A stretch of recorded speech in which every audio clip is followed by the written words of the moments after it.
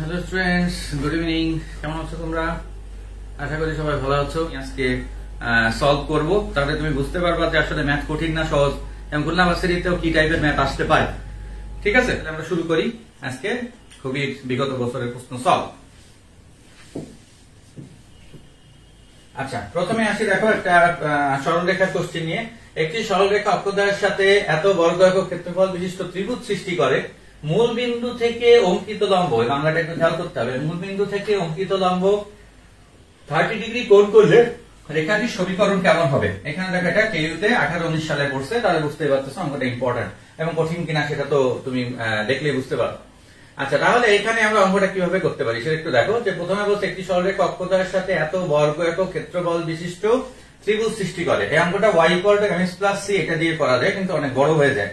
আমরা আরেকটা সমীকরণ মনে হয় জানি, তোমাদের করাইছি, দেখো x cos α + y sin α = p। এই p হলো মূল বিন্দু থেকে অঙ্কিত, মানে রেখার উপর অঙ্কিত লম্বের দৈর্ঘ্য। p হলো মূল বিন্দু থেকে রেখার উপর অঙ্কিত লম্বের দৈর্ঘ্য। সেটাই কিন্তু এখানে বলা আছে অঙ্কিত লম্ব, কিন্তু দৈর্ঘ্যটা দেয়া নেই, তাহলে সেটা বের করতে হবে। তাহলে পরের লাইনে আমরা লিখতে পারি x cos, যেহেতু α 30 ডিগ্রি, তাহলে x cos 30 degree + y sin 30 degree = কত? p। তাহলে cos 30 মানে আসতেছে তাহলে √3x/2 + y/2 = p। আরেকটু যদি আমরা সিম্পলিফাই করি, √3x + y = কি? 2p। কি ক্লিয়ার? তাহলে এটা একটা সমীকরণ আমরা পেলাম, ভাবে এক নাম্বার দিয়ে রাখলাম আমি বোঝার সুবিধার্থে। তাহলে এই সমীকরণে আমাকে যেহেতু সমীকরণ বের করতে বলছে এখান থেকে, তাহলে p এর মানটা যদি বের করতে পারি তাহলে কিন্তু অঙ্ক শেষ। কিন্তু p মানে আমি কি বললাম? মূল বিন্দু থেকে অঙ্কিত লম্বের দৈর্ঘ্য, কিন্তু সে দৈর্ঘ্যটা দেয়া নেই, এখানে কোণ দেয়া ছিল। তাহলে আমরা এখান থেকে একটা কথা বলা আছে, অক্ষদ্বয়ের সাথে এত বর্গ একক ক্ষেত্রফল বিশিষ্ট ত্রিভুজ সৃষ্টি করে। তাহলে ত্রিভুজের ক্ষেত্রে দেখো, যে জিনিসটা আমি এখানে একটু করে নিচ্ছি, কেন করতেছি সেটা বোঝাচ্ছি। /2p + y/2p = 1 লিখতে পারি। 2p দিয়ে কি করলাম? উভয় পক্ষকে ভাগ করে দিলাম। তাহলে একটা খণ্ডিতাংশ এখান থেকে কি বের হচ্ছে দেখো, x বাই, তাহলে কি আসে 2p বাই কত? √3, আর এখানে আসতেছে y/2p = কত? 1। এই √3টা নিচে নিয়ে আসলাম। তাহলে এইটা একটা খণ্ডিতাংশ x অক্ষের, এটা একটা কি? y অক্ষের। তাহলে প্রশ্ন মতে আমরা ত্রিভুজের ক্ষেত্রফলের সূত্র মনে হয় সবাই জানি, যে হাফ ইনটু ভূমি গুণ উচ্চতা, হ্যাঁ, হাফ ইনটু খণ্ডিতাংশের দৈর্ঘ্য, বা হাফ ab। তাহলে এইটা হলো তোমার সেই a, আর এটা হলো কি? সেই b। তাহলে প্রশ্ন মতে কি আমরা এটা লিখতে পারি, half into 2p/√3 into 2p = এই যে ক্ষেত্রফল দেয়া আছে কত? 50/√3। তাহলে এখান থেকে তোমার কিসের মান বের যাবে? p এর মান। দেখো কি বোঝা গেছে? এই সত্যটা কিন্তু ভেরি ভেরি ইম্পর্টেন্ট, এটা একটা খুবই হাইফাই অঙ্ক। তাহলে 2 কেটে গেল, তাহলে এখান থেকে আসতেছে তোমার 2p² / √3 = কত? 50/√3। তাহলে √3 কেটে গেল, তাহলে p² = কত? 50। তাহলে p = অবশ্যই তোমার 50/2, তার মানে কত হচ্ছে? 25। তাহলে p = অবশ্যই কত? +-5। তাহলে এই মানটা যদি আমরা এখন এখানে বসাই দিই, তাহলে কত পাচ্ছি? √3x + y = কত? 10। তাহলে এটাই হলো তোমার সরলরেখার সমীকরণ। দেখো বোঝা গেছে কিনা? এটা কিন্তু অনেক হাইফাই একটা অঙ্ক, এবং রিটেনের জন্য বেশি ইম্পর্টেন্ট। এমসিকিউতে আসবে না এরকম কোনো ব্যাপার না, বাট রিটেনের জন্য এটা বেশি ইম্পর্টেন্ট। দেখো বুঝছি কিনা? ঠিক আছে। তাহলে যখনই কোনো কোণের অঙ্ক বলবে তখনই তুমি এই সমীকরণটা ধরে নিবা, আর p মানে মনে রাখবা মূলবিন্দু থেকে অঙ্কিত লম্বের দৈর্ঘ্য। আরো একটা অঙ্ক বইতে আছে, তুমি দেখবা যে কেদারসরের বইতে অথবা অক্ষরপত্রে আছে, সেখানে লম্বের দৈর্ঘ্য ডিরেক্ট দেওয়া আছে, ধরো 8 একক। তাহলে সেখানে কিন্তু আমি ডিরেক্ট 8 বসাই দিতে পারতাম, তাহলে অঙ্ক কিন্তু 2 লাইনই শেষ। কিন্তু এখানে p এর মান দেই বলে আমরা কি করছি, এই যে এই জিনিসটা নিয়ে আসছি, যে তোমার হাফ ইনটু ab = কি? ক্ষেত্রফল। হ্যাঁ, তাহলে ab কোনটা? এই যে a আর b আমি একদম ভাঙায় লিখে নিছি, এত লাইনে করা লাগে না কিন্তু। তাহলে এটা হলো x অক্ষের খণ্ডিতাংশ, আর এটা হলো কি? y অক্ষের খণ্ডিতাংশ। তাহলে ওখান থেকে p এর মান পেয়ে গেছি, যেহেতু বর্গমূল করছি +-। তাহলে ওইটা এই সমীকরণে 1 নম্বরে বসাই দিলে আমরা এখান থেকে অ্যান্সার পেয়ে গেলাম, √3x + y = +-10। অবশ্যই +- দিতে হবে, নাহলে রিটেনে কিন্তু মার্ক কাটার ব্যাপার আছে, এবং রিটেনের ক্ষেত্রে অবশ্যই তোমাকে অ্যান্সারটা অবশ্যই হতে হবে আগে, তারপরে তোমার ভিতরে পার্শিয়াল মার্ক অনেক সময় দেয়া থাকতে পারে, কিন্তু অ্যান্সার যদি না হয় সেখানে পার্শিয়াল মার্ক হওয়ার কোনো চান্স নেই। ওকে, ক্লিয়ার? তাহলে দেখো এটা 18-19 আসছে। দেখো এই অঙ্কটা খুব ইম্পর্টেন্ট এবং তোমাদের অনেকে পরিচিত। এর লঘিষ্ঠ মান বের করো, এটাও দেখো 18-19 আসছে। তাহলে বুঝতে পারতেছো যে এইসব অঙ্ক পরীক্ষায় আসতেছে। হ্যাঁ, তো তাহলে আমরা তো জানি যে f of x = হলো 4ex + 9e⁻⁻ -x। তাহলে যখনই তোমার লঘুমান বা গুরুমান বের করতে হয়, তখন আমরা একটা সূত্র সবাই জানি, যে f' x = কত? 0। f' x তাহলে এটাকে আমরা যদি ডিফারেন্সিয়েট করি তাহলে 4ex minus 9e minus x is equal two 0। এবার ক্যালকুলেশনটা দেখো, খুব ইম্পর্টেন্ট।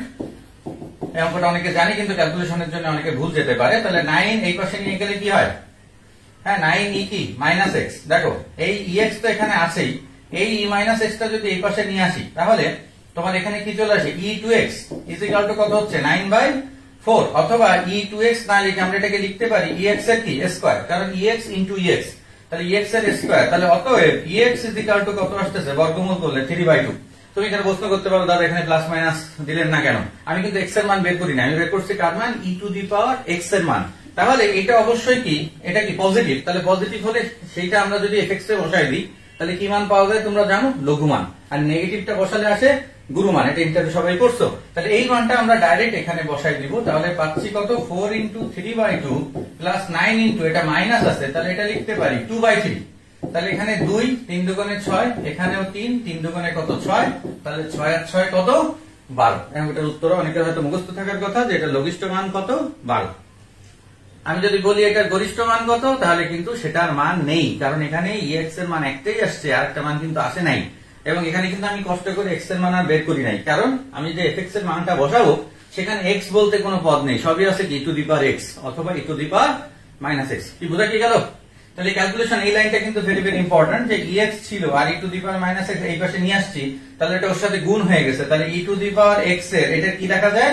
স্কয়ার। এটা কি লেখা যায়? স্কয়ার। কি বুঝা গেল?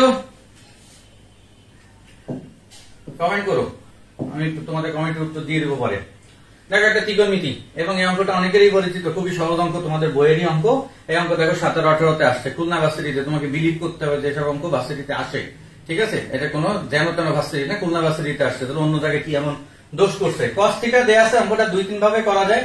cos থিটা যেহেতু দেয়া আছে তাহলে আমরা এখান থেকে একটু ত্রিভুজ আকারে নিতে পারি। cos মানে আমরা জানি ভূমি বাই অতিভুজ, তাহলে এটা হলো ভূমি, এটা হলো অতিভুজ, তাহলে এইটা লম্ব কত হবে? 3।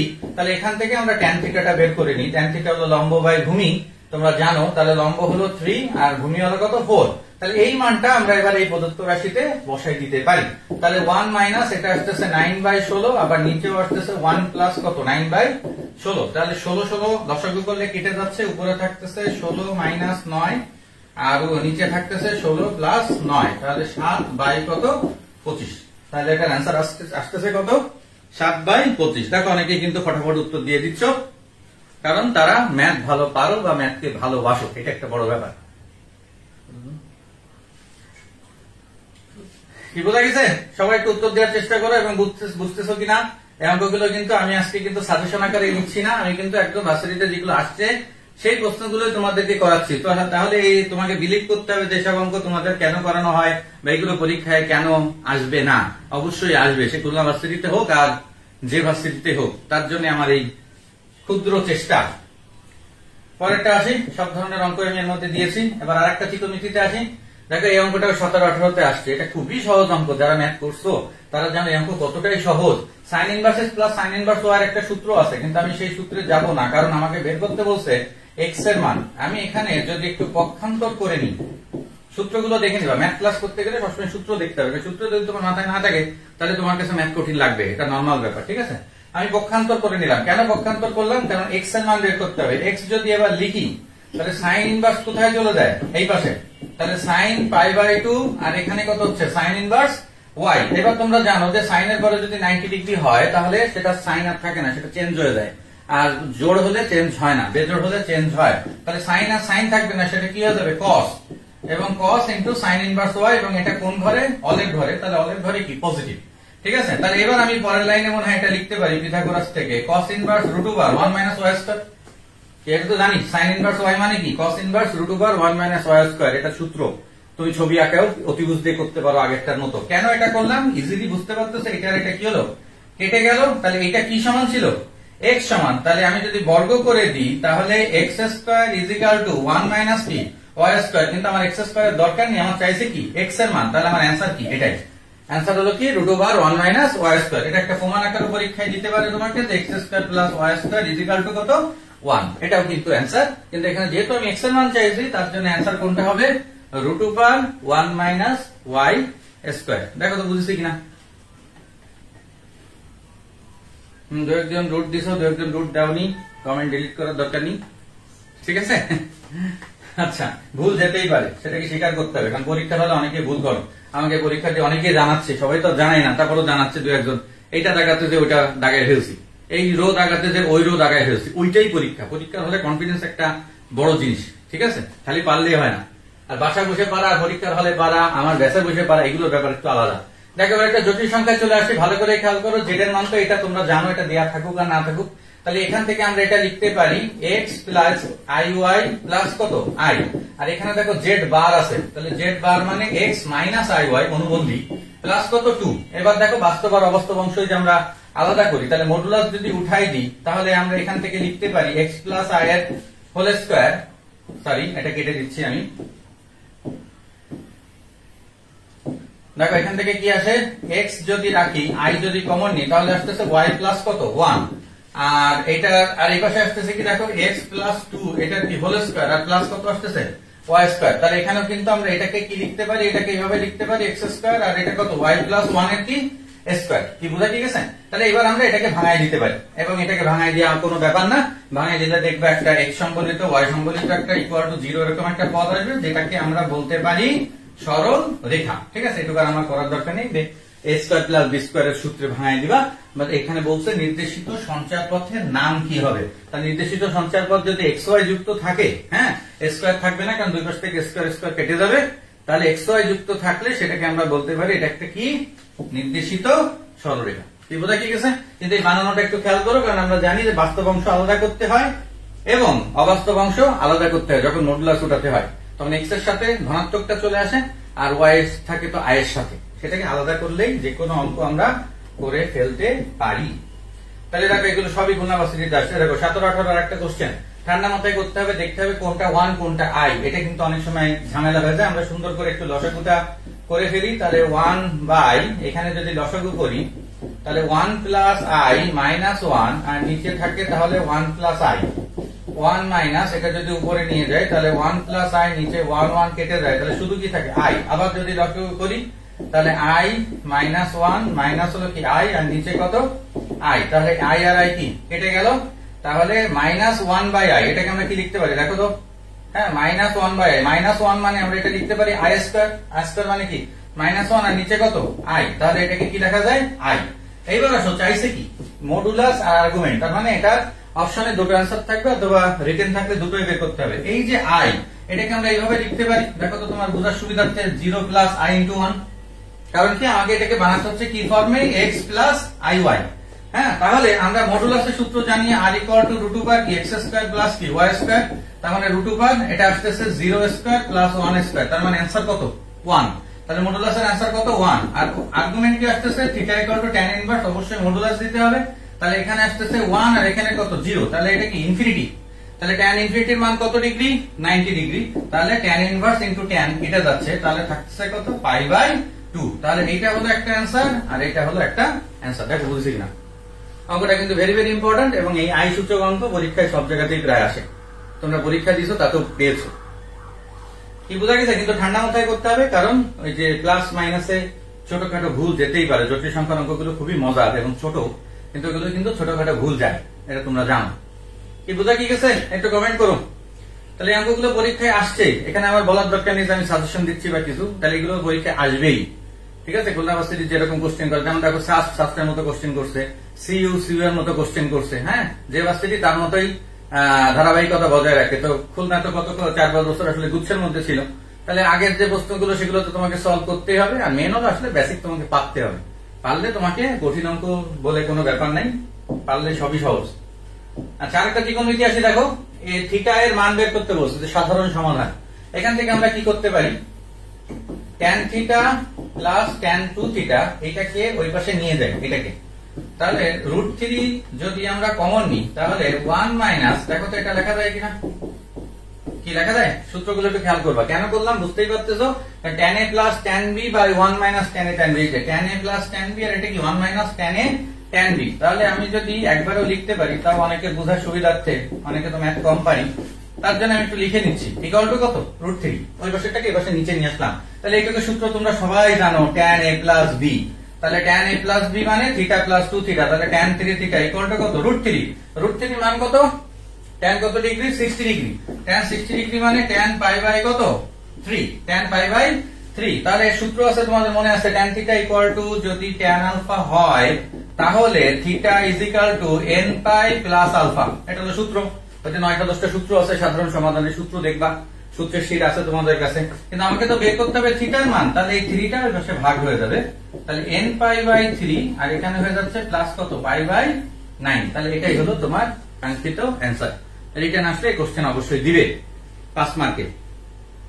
কি বুঝা কি গেছে দেখো।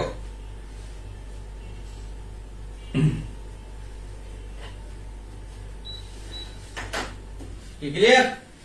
তাহলে tan a প্লাস b সূত্র বলে কিন্তু আমরা এই অঙ্ক করে ফেলতে পারি, ঠিক আছে? কঠিন লাগার কিছু নেই, কিন্তু লাস্টের লাইন এই সূত্র, এটা কিন্তু সূত্র। এই আমার দিকে তাকায় থাকো না যে কোথা থেকে পাইলেন, ঠিক আছে? একটা সূত্র দেখতে হবে, সামনে সূত্রটা একটু দেখে নিতে হবে। সূত্র দেখলে অঙ্কগুলো খুবই সহজ। আচ্ছা, এবার একটা স্থিতিবিদ্যার অঙ্ক আসে এবং খুব শর্ট। দেখো এই অঙ্ক 18-19 আসছে, যে অঙ্ক আমরা মাত্র 2 সেকেন্ডে করব, মাত্র 2 সেকেন্ডে, কিন্তু আগে বুঝতে হবে। সেটা হলো কি, দুটো বল দেওয়া আছে, দেখো একটা 3p একটা 2p, মানে একটা p একটা q, লব্ধি দেওয়া আছে তো r। প্রথম বলের মান দ্বিগুণ, তাহলে 3p কে 6p করা হচ্ছে, আর লব্ধির মানও দ্বিগুণ হচ্ছে, তাহলে 2p কে 4p করা হচ্ছে। তাহলে চাইছে মধ্যবর্তী কোণের পরিমাণ কত। কিন্তু এই অঙ্কটা সূত্র তো জানি আমরা, r square equal to p square plus q square plus 2pq cos α দিয়ে করতে হয়, কিন্তু এখানে করার দরকার হবে না। কেন দরকার হবে না? কারণ প্রথম বলের মান দ্বিগুণ করতেছি, লব্ধির মানও কি হচ্ছে দ্বিগুণ। যখন একটা বলের মান আরেকটা মানের দ্বিগুণ হয় তখন আমরা জানি যে আলফার মান, ওই যে এই সূত্রটা আছে তোমরা জানো, আজকে m1 বেসও করাইছি, -u/v। তাহলে অবশ্যই এটা কত ডিগ্রি হবে, 120 ডিগ্রি। তাহলে দেখো এটা তুমি অঙ্ক দেখলেই এই দ্বিগুণের যে ব্যাপারটা, এটা যদি দেখো যে প্রথম বলের মান যদি আরেকটা দ্বিগুণ হয়, কারণ কি এখানে যদি একটা মান ধরো 5 থাকে, আরেকটা মান যদি 10 থাকে, তাহলে cos ইনভার্স কত -1/2, আর -1/2 মানে cos ইনভার্সের মান কত 120 ডিগ্রি। তাহলে এটা আমরা মুখে মুখে বলে দিতে পারি, অঙ্ক করার কোনো প্রয়োজনীয়তা নেই। এই অঙ্ক নরমালি দিলে তোমাকে এমসিকিউতেও দিবে, এটা আসলে রিটেনে দেওয়ার চান্স খুবই নগণ্য। কি বোঝা গেছে? তাহলে দেখো ম্যাথও কত সহজে করা যায়। কি বোঝা কি গেছে? সবাই আসো একটু কমেন্ট করো, ক্লাস ভালো লাগতেছে কিনা। এরকম ক্লাস মাঝে মাঝে দিলে তোমাদের উপকারে হবে কিনা সেগুলো একটু খেয়াল করবা। এই যে দেখো আমার কোর্স গুলো চলতেছে, গুচ্ছ কৃষি এক্সাম ব্যাচ অফলাইন এবং অনলাইনে চলতেছে। খুলনা ভার্সিটিটা শুধু অফলাইনে চলতেছে। আমাকে অনেকে রিকোয়েস্ট করছে মেসেঞ্জারে বা গ্রুপেও, তোমরা কমেন্টে দেখতে পাচ্ছ যে খুলনা ভার্সিটি তো সবারই টার্গেট প্রায় 95% স্টুডেন্টের তো অনলাইনে পরীক্ষাটা নেওয়া।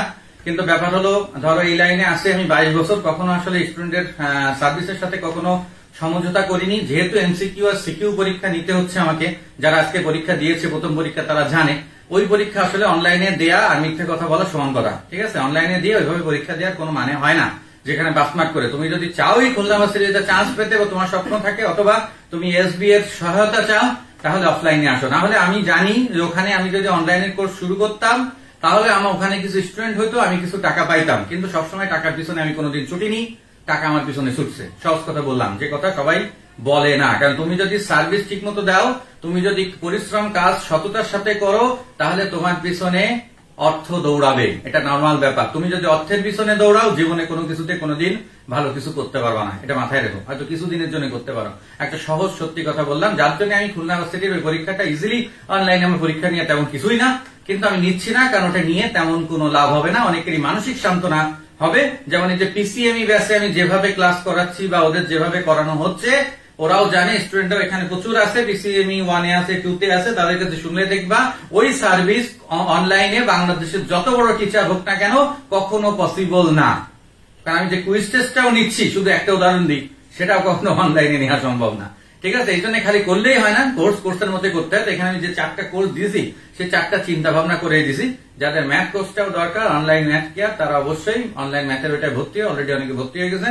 5 তারিখ থেকে ওটার আমি ক্লাস শুরু করবো, একদম প্রথম থেকে শেষ পর্যন্ত 12টা ক্লাস এবং 15টা মেগা এক্সাম। ফিরে আসি পরের অঙ্কে, এবং এই ক্লাসগুলো কেমন লাগতেছে একটু কমেন্ট করো, তাহলে ভালো লাগবে পরবর্তী ক্লাস নিতে, ঠিক আছে? আচ্ছা, এবার একটা ইন্টিগ্রেশনে চলে আসি। এরকম ভাবে ক্যালকুলাসে চলে আসি। অনেকে ক্যালকুলাস ভুলে গেছো। দেখো এখানে আছে x আর এখানে আছে x⁴। তাহলে লিমিটের ব্যাপারটা তো পরে আসি। আমি এটাকে লিখতে পারি x² কি হোল স্কয়ার, x² এবং x² কে যদি আমি z ধরি, কারণ x² কে z ধরলে আমি উপরে x dx পাবো। x কে z ধরলে তো x² পাওয়া যায় না, তোমরা জানো ডিফারেন্সিয়েশন করলে পাওয়ার কমে। আর ইন্টিগ্রেশন করলে কি পাওয়ার বাড়ে, তাহলে এটাকে ডিফারেন্সিয়েট করলে কি হয় 2x dx ইকুয়াল টু কত dz। তাহলে অতএব আমরা লিখতে পারি x dx ইকুয়াল টু কত dz বাই 2। এই পাশে করলাম ডিফারেন্সিয়েশন, এবার মান বসায় কি করব ইন্টিগ্রেশন। এবার আসো এখানে আবার লিমিট আছে, তো লিমিট যেহেতু আছে আমরা x টাকে চেঞ্জ করে যেহেতু z এ নিয়ে যাচ্ছি, তাহলে তোমরা জানো লিমিটটাও চেঞ্জ করে z এ নিয়ে যেতে হবে। তাহলে x এর মান যখন 0 তখন z যদি এখানে বসাই তাহলে z এর মানও কত আসতেছে 0। x এর মান যখন 1 তখন z এর মানও 1 এর স্কয়ার, তার মানে এটাও কত 1। তার মানে লিমিট কিন্তু এখানে চেঞ্জ হলো না, চেঞ্জ হতেও পারে নাও পারে। তাহলে এখানে আমরা বসাতে পারি এবার যদি মান, এটা 0 এটা 1 x dx, এটা মানে দেখো ভালো করে খেয়াল করো, এখানে হাফ দিলাম, এখানে কত dz, আর তোমার 1 প্লাস নিচে কত আসতেছে 1 প্লাস এই যে x স্কয়ার এর স্কয়ার, তার মানে কত z স্কয়ার, প্লাস থাকলে এটা জানো সবাই যে সূত্র tan inverse z, tan inverse z এর সূত্র dz by 1 plus z square. তাহলে এখানে একটা হাফ আছে, এখানে 1 আর 0, tan ইনভার্স 0 মানে তো 0টা বসার দরকার নেই, তাহলে আগে আমরা আপার লিমিটটা বসাই দিই। তাহলে হাফ tan ইনভার্স কত 1, আর tan ইনভার্স 1 মানে তোমরা সবাই জানো পাই বাই কত 4, তার মানে অ্যানসার দাঁড়াচ্ছে কত পাই বাই 8। দেখো তো বুঝা গেছে কিনা, ইন্টিগ্রেশনের z এর অঙ্ক একটা করলে এক দেড়টা অঙ্ক করার কোনো দরকার হয় না, জাস্ট প্র্যাকটিস করতে পারো তুমি। দেখো অঙ্কটা বুঝছো কিনা, কি ক্লিয়ার? এটা অনেকে উত্তর বলে দিচ্ছ। ক্লাস কেমন লাগতেছে একটু মাঝে মাঝে বলতে থাকো, তাহলে ভালো হয়। অঙ্ক তুমি পারবা না কেন, আমি তোমাকে পারাবোই। হ্যাঁ, থ্যাংক ইউ শুভ্র। ঠিক আছে, ম্যাথ খুবই মজার জিনিস, আমার নিজেরই করাতে খুব পছন্দ করি আমি, আর আমার তো নিজে ভালো লাগে। কারণ আমি তোমাদের একটা কথা বলি, আমার স্টুডেন্টরা জানেও এটা, যে পৃথিবীর মধ্যে এমন একটাই সাবজেক্ট ম্যাথ যেটা আসলে কানে হেডফোন শুনতে শুনতে গান শুনতে শুনতে ম্যাথ করা যায়, যদি ম্যাথ মেলে। আর যদি না মেলে তাহলে গালাগালি ফিরি। ঠিক আছে, অন্য কোন সাবজেক্ট আসলে এরকম গান শুনতে শুনতে পড়া যায় না, সেটা জোরে জোরে পড়তে হয় বা মুখস্থ রাখার ব্যাপার থাকে। শুধুমাত্র ম্যাথটাই, যারা ম্যাথ ভালো পারো তারা দেখো বা আমার কথার সাথে একমত কিনা, তারা এই কাজটা কখনো করছো কিনা, না হলে করে দেখো।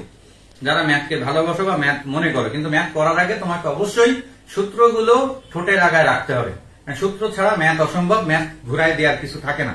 ঠিক আছে, ফিজিক্স কেমিস্ট্রিতে হিউজ বেসিক বা ঘুরাই দেওয়া যায়, কিন্তু ম্যাথে কিন্তু রুলেই চলে। ফিরে আসি পরের কোশ্চেনে। দেখ, এটা 17-18 আসছে, তাহলে সব অঙ্ক পরীক্ষায় আসবে, 5 মার্ক করে পেয়ে যাওয়া রিটেনে যদি আসে, আর এমসিকিউ আসলে তো পারতেই হবে। আচ্ছা, এবার আসো তাহলে আগেরটা গেল ইন্টিগ্রেশন, এবার চলে আসে একটা লিমিটের অঙ্ক, এবং ভেরি ভেরি হাইফাই একটা অঙ্ক। এটা দেখো 17-18 আসছে, যেটা লাস্পিটাল করতে হবে, কারণ এটা 0/0 আকারে আসে। দেখো তো একটু বসায়, লাস্পিটাল তোমরা জানো যে 0/0 আকারে আসে, তখন আমরা এটাকে বারবার ডিফারেন্সিয়েট করি। এটা 0/0 আসে কারণ e to the power 0 1, e to the power -0 মানে 1 1 1 0, এটা কত 0, নিচেও কত 0। তাহলে এটাকে আগে ডিফারেন্সিয়েট করি। ডিফারেন্সিয়েট করলে কি হয় দেখো তো, এটাকে e to the power x কে করলে e to the power x minus A plus e to the power -x -2, আর নিচে কত 1 মাইনাস sin x কে করলে কি হচ্ছে cos x। কিন্তু কথা হলো নিচে x এর টার্ম ডিলিট হওয়ার কথা, যারা লাস্পিটাল রুল জানো, কিন্তু এখানে x এর টার্ম ডিলিট হয়নি। তাহলে আবার চেক করতে হবে যে 0/0টা আছে নাকি গেছে, কারণ 0/0 থাকলে সেটাকে লাস্পিটাল করতে থাকতে হবে। এটা হলো সেই ব্যতিক্রম অঙ্ক। ঠিক আছে, আবার বসায় দেখো, এটা মানে 1, এটা মানে 1, 2 - 2 0, কিন্তু নিচে 1 মাইনাস cos 0 মানে কত 1। তাহলে এটাও আবার কি ফর্মে চলে আসতেছে 0/0। তাহলে তুমি মান এখানে বসাতে পারতেছো না, এটাকে আবার এগেইন লাস্পিটাল করতে হবে। তাহলে আবার যদি করি এটাকে ডিফারেন্সিয়েট, তাহলে e to the power x minus e to the power -x, এটা 0 হয়ে গেল। 1 কে করলে 0, cos কে করলে মাইনাস সাইন, মাইনাস এ প্লাস কত সাইন। x এর টার্ম ডিলিট হয়নি, তাহলে আবার চেক করো। দেখো e টু দি পাওয়ার 0 মানে 1, এটা কি 0, নিচেও কত 0, তাহলে আবার 0/0। তাহলে এগেইন লাস্পিটাল, এগেইন করলে এটাকে আবার করো e to the power x plus e to the power -x, নিচে কত cos x। তাহলে দেখো x এর টার্ম ডিলিট হয়নি, চেক করো উপরে। তাহলে এবার 1 + 1 2, তাহলে এবার 0/0 নাই। যেহেতু 0/0 বাদ হয়ে গেছে, তাহলে এইবার আমি লিমিটটা বসাই দিব, আমার অঙ্ক ফিনিশ। তাহলে এখানে আমরা মান বসাই দিই, এই যে যেহেতু x এর টেস্ট কত দেয়া আছে 0, তাহলে 1 + 1 তাহলে কত 2, নিচে cos 0 মানে কত 1, তাহলে অ্যান্সার কত 2। বুঝা গেছে কিনা দেখো, অঙ্কটা ভেরি ভেরি ইম্পর্টেন্ট, এবং পরীক্ষায় এই অঙ্ক আসলে তুমি অবশ্যই পারবা। কয়বার হসপিটাল বললাম? 3 বার। নরমালি কিন্তু একবার করে হয়ে যাওয়ার কথা, কিন্তু কেন হলো না পাশে নোট করো, যারা জানো না যে 0/0 যদি বারবার আসতে থাকে, x এর টার্ম ডিলিট না হয়, তাহলে হসপিটাল তোমাকে করতে থাকতে হবে। আর যদি 0/0 না আসে, তখন তাহলে হসপিটাল করা লাগে না, লাস্টে আমরা মানটা বসাই দিই। যেখানে কিন্তু 0/0 আসে নাই, এইখানে লাস্টে কিন্তু আমি মানটা বসায় দিছি। অনেকেই উত্তর বলছো, ভেরি গুড। কি বোঝা গেছে? তাহলে এইসব অঙ্ক দেখো খুলনা ভার্সিটিতে আসছে, শাস্ত্রেও কিন্তু এই টাইপের অঙ্ক দিয়েছে। শাস্ত্রের প্রশ্ন কিন্তু স্ট্যান্ডার্ড হয়েছে, কঠিন হয়েছে তা না। দেখো খুব সহজ একটা কোশ্চেন, যেটা খুলনা ভার্সিটির 18-19-এ আসছে। তাহলে দেখো আমি রিসেন্টলি তোমাদের আগে করাচ্ছি, এরপরে আরো করাবো। একটি বস্তু উল্লম্ব ভাবে নিক্ষিপ্ত হলে, উল্লম্ব মানে ওখানে একটা জি এর ব্যাপার আছে, সর্বাধিক উচ্চতা, তার সর্বাধিক উচ্চতার সূত্র তোমরা জানো, h max is equal to u square by কি 2g। হ্যাঁ, আর ওই উচ্চতায় পৌঁছানোর সময়, ওই উচ্চতায় মানে কি আমরা শুধু উপরে পৌঁছাচ্ছি, নিচে কিন্তু আসতেছি না, তার সময়, তার মানে কি শুধু উপরে পৌঁছানোর সময় মানে কি, সেটা তো কি ছোট টি, ছোট টি কত ইউ বাই জি। যদি বলতো যে যাওয়া এবং আসা বিচরণকাল, তাহলে বড়টি হতো কি 2u বাই জি। তাহলে এই দুটো সময়, তাহলে এটাই কিন্তু অ্যান্সার, কারণ এখানে কিন্তু কোনো মান দেয়া নেই, জাস্ট সূত্রটা চাইছে, এটা অপশনে ছিল, এখানে শুধু অ্যান্সার এটাই দেয়া। তাহলে এইচ ম্যাক্স হলো ইউ স্কয়ার বাই 2g, আর টি হলো কি ইউ বাই জি। যদি বলতো যাওয়া এবং আসা, তাহলে বড়টি হতো তখন 2u বাই জি হতো। এই কথা কি ক্লিয়ার? তাহলে দেখো এই একটা শুধু সূত্রের একটা অঙ্ক, সেটাও কিন্তু খুলনা ভার্সিটিতে আসছে। তোমরা যে ম্যাথ কঠিন বলো, খুলনা ভার্সিটি কঠিন বলো, এরকম বলার কোনো কারণ নেই। যারা পড়াশোনা করে না তারা এই জিনিসগুলো বলে। এটাকে এখানে একটা কোর্স, খুবই রাবি গুচ্ছ কৃষি স্পেশাল ব্যাচ, যেটা আজকে শুরু হয়েছে। হ্যাঁ, আজকে ফিজিক্সের 2 আর 5 অধ্যায় করাইছি। কেউ যদি ভর্তি হতে চাও হতে পারো, সব ধরনের ব্যাচই চলতেছে। দেখো একটা জ্যামিতিতে চলে আসি, আরেকটা। দুটো রেখা দিয়ে বলছে সমান্তরাল সরল রেখা দ্বয়ের মধ্যবর্তী দূরত্ব। মধ্যবর্তী দূরত্বের সূত্র মডুলাস, কারণ দূরত্ব ঋণাত্মক হয় না, c1 minus c2 by root over a square plus b square. দেখো দুটোরই সহগ কিন্তু সেম, তার মানে নিচে root over 3a square plus কত 6a স্কয়ার, উপরে এটা কত c1 আর এটা কি c2, তাহলে 3 মাইনাস কত 6। তাহলে এটা বসাই দিলে কিন্তু অ্যান্সার পেয়ে যাচ্ছি। তাহলে উপরে পাচ্ছি, মাইনাস তো হবে না, তাহলে উপরে কত 3 আর নিচে কত হচ্ছে 9 আর 36 45, তাহলে 3 বাই রুট ওভার কত 45, 3 বাই কত হচ্ছে 9 আর 36 45, তাহলে 3 বাই রুট ওভার 45। তাহলে এটাই অ্যান্সার, এখানে আর করার তো কিছু নেই। কি বুঝতে কি গেছে? তাহলে দুটো সরলরেখার মধ্যবর্তী দূরত্ব মানে হলো c1 minus c2 by root over এত। ঠিক আছে, দেখো কত সহজ অঙ্ক, এটা 17-18-তে আসছে। এগুলো তো বিলিভ করতে হচ্ছে, আমি সাজেশন দিতে নাই, অনেকে মনে করতে পারো যে এটা তো পরীক্ষা আসবে না। ঠিক আছে, তাহলে কত সহজ সহজ অঙ্ক কিন্তু পড়ছে। তার মধ্যে দেখো দু একটা অঙ্ক একটু হাইফাই, যেমন এই কেবল এখন একটা করাবো, এটা একটা হাইফাই অঙ্ক। ঠিক আছে, দেখো কেউ পারো কিনা। এটা ইন্টিগ্রেশন, এটা লিমিট টিমিট নাই। এখন এটা করতে গেলে তুমি জেড ধরতে পারতেছো না, কারণ কসকে যদি জেড ধরো তাহলে তো সাইন চলে আসবে, উপরে তো সাইন টাইন কিছু নাই। তাহলে এখানে আমরা কি আনার চেষ্টা করবো সেটা একটু খেয়াল করো। এই যে 1টা আছে, 1টাকে আমি এটা লিখতে পারি কিনা sine square theta plus cos square theta. তাহলে এটা কি লেখা যায়? দেখো বুঝছি কিনা, অঙ্কটা ভেরি ভেরি ইম্পর্টেন্ট, যারা পারো না তারা একটু দেখো। 1 কে আমরা কি লিখছি sine square plus cos square, এখানে 3 এর জায়গায় কি হয়েছে 4। এখনো কিন্তু আমার উপরে কিছু আসেনি যাতে আমি জেড ধরতে পারি। এই লব আর হরকে যদি কস স্কয়ার থিটা দিয়ে ভাগ করি, তাহলে উপরে দেখো তো এটা আসে sec square theta d theta, নিচে হলো ট্যান স্কয়ার থিটা প্লাস কত 4। এখানে নোট করে রেখো, লব ও হরকে কি দ্বারা ভাগ করছি কস স্কয়ার থিটা দ্বারা। কারণ কি আমার উদ্দেশ্য হলো ট্যান আনা, যাতে ট্যান কে ধরলে সেক স্কয়ার পাওয়া যায়। এইবার তুমি জেড ধরো আগের অঙ্কের মতো। তাহলে আমি যদি এবার ট্যান থিটাকে জেড ধরি, তাহলে sec square theta d theta equal to কত ডিজেড। তাহলে এবার দেখো তো মান বসানো যাচ্ছে না, এইটুক মানে কি দাঁড়াচ্ছে তাহলে ডিজেড, আর নিচে আসতেছে কি জেড স্কয়ার, আর 4 কে লিখতে পারি কি 2 স্কয়ার। তাহলে এবার সেই ট্যান ইনভার্সের সূত্র আসতেছে, ট্যান ইনভার্সের সূত্র কি 1 by a tan inverse z by 2। তার মানে অ্যান্সার আসতেছে হাফ ট্যান ইনভার্স জেড মানে হলো ট্যান থিটা বাই 2 প্লাস কত সি। তাহলে এটা হলো অ্যান্সার। দেখো বোঝা গেছে কিনা। তাহলে অঙ্কের প্রথম 2 লাইন কিন্তু ভেরি ভেরি ইম্পর্টেন্ট।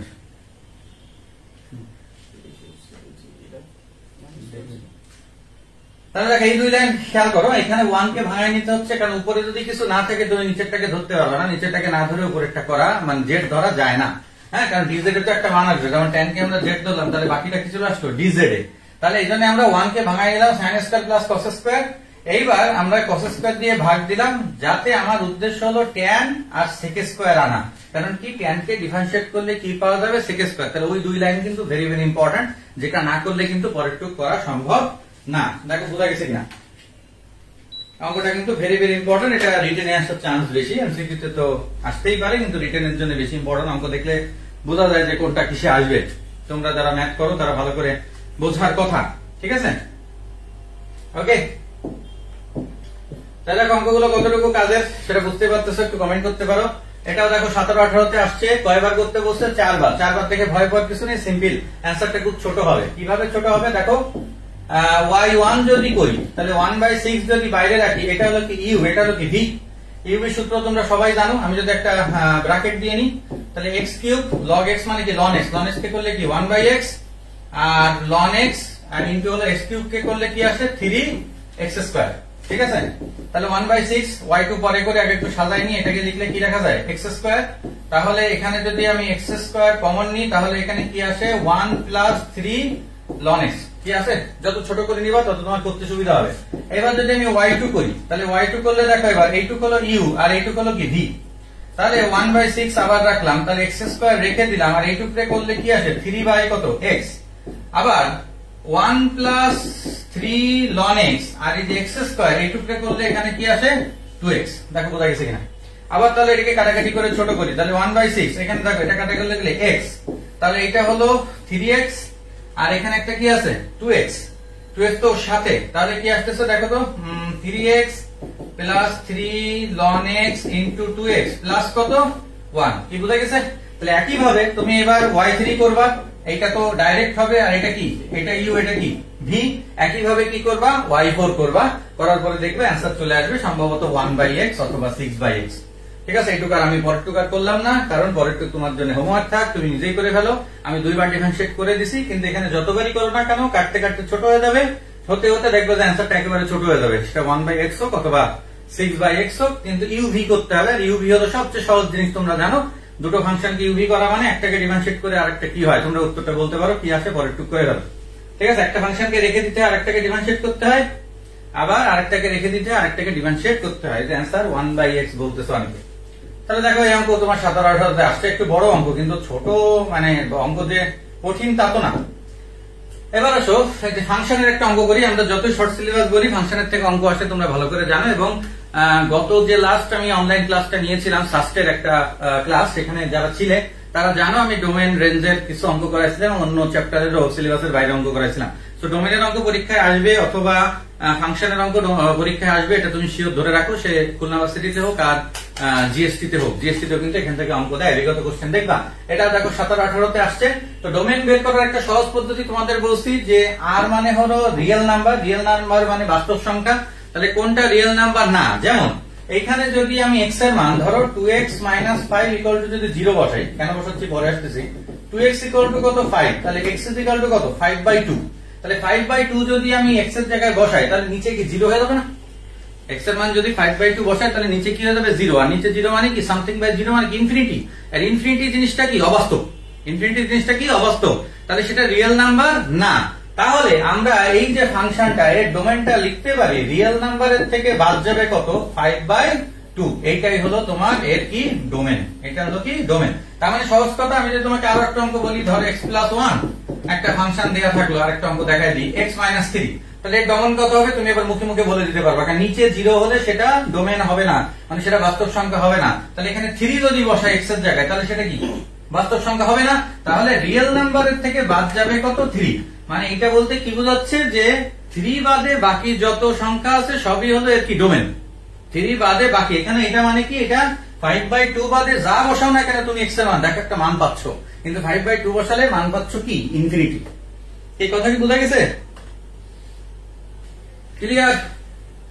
দেখো বোঝা গেছে কিনা? তাহলে ক্লাসটা কতটুকু কাজে লাগলো একটু কমেন্ট করতে পারো, যে ক্লাস বুঝলা কিনা। কোনোটা না বুঝলে অবশ্যই আমার সাথে যোগাযোগ করবা, আমি আসি সবসময়, আবারও ফিরে আসবো আশা করি তোমাদের উপস্থিতির উপরে ডিপেন্ড করে। Best of luck, thank you.